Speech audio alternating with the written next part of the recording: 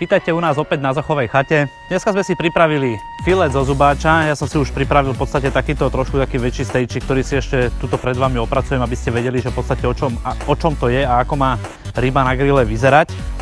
Budeme si ju podávať so šťavelom a s omáčkou z bieleho vína, šafránu, ktorá bude zahusťovaná máslom a pečeným baklažánom.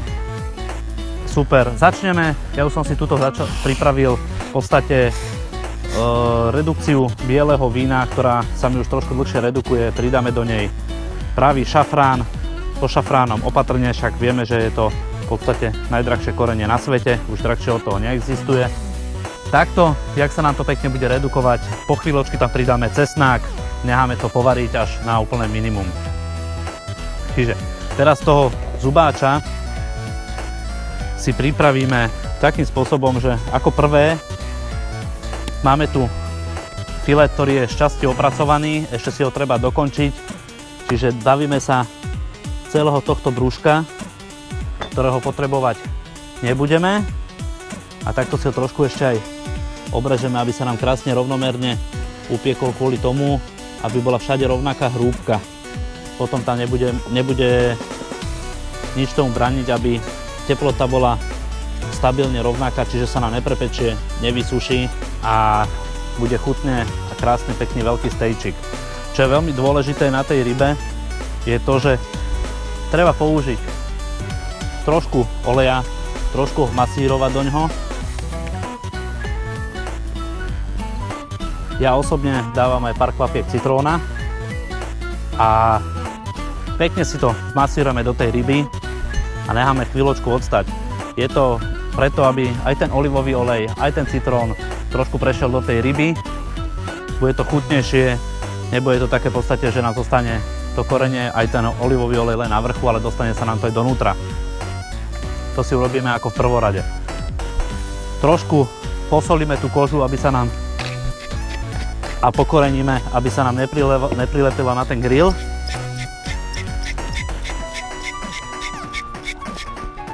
A samozrejme trošku aj z druhej strany. Ja osobne ešte veľmi rád používam na rybu nasekanú petržlenovú vňaťku, pretože mi to nezabije tú chuť tej ryby, ale zostane mi chuť ryby a nebude tam cítiť v podstate iba to korenie, lebo tá petržlenová vňaťka není až taká aromatická. Čiže úplne jednoducho, hladká si ho trošku posypať a nechať takto odstať. K tomu ako prílohu si budeme pripravovať baklažán, čo je super zelenina, super príloha. My si ho budeme pripravovať s pistáciovým olejom, takým spôsobom, že si ho narežeme iba na polovicu, zakvapkáme pistáciovým olejom, osolíme, okoreníme a takto, ak je celý, tak si ho dáme piecť do grillu. On sa nám krásne opečie, až by som povedal priam spečie, bude krásna krusta na vrchu, vnútri bude úplne chutný, mekučký a jemný. Takže to si necháme grilovať. Čo sa týka tej rybky, máme ju odležanú, taktiež pripravíme si grill, trošku si grill potrieme olivovým olejom, ten rošt, aby sa nám tá ryba neprilepila. Ľahko.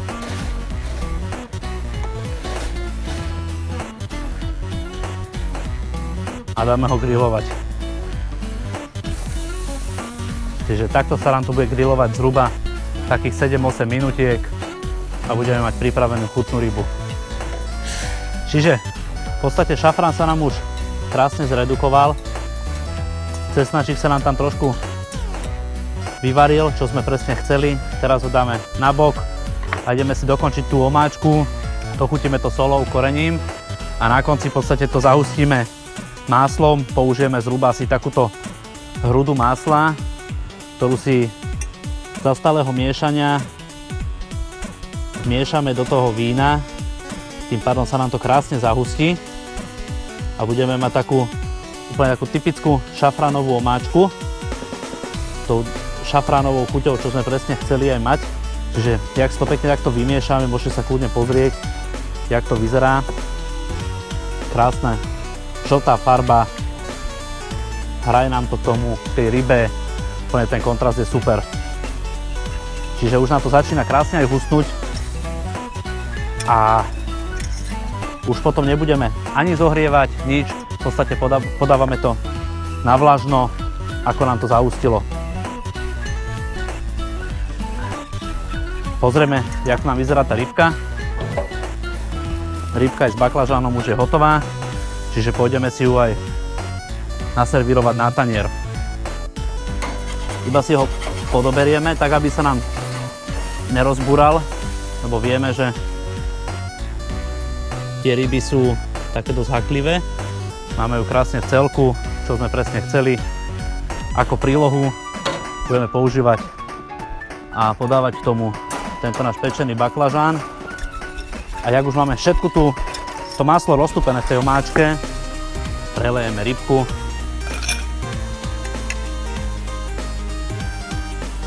Robí nám to taký pekný kontrast celý, také trošku iné.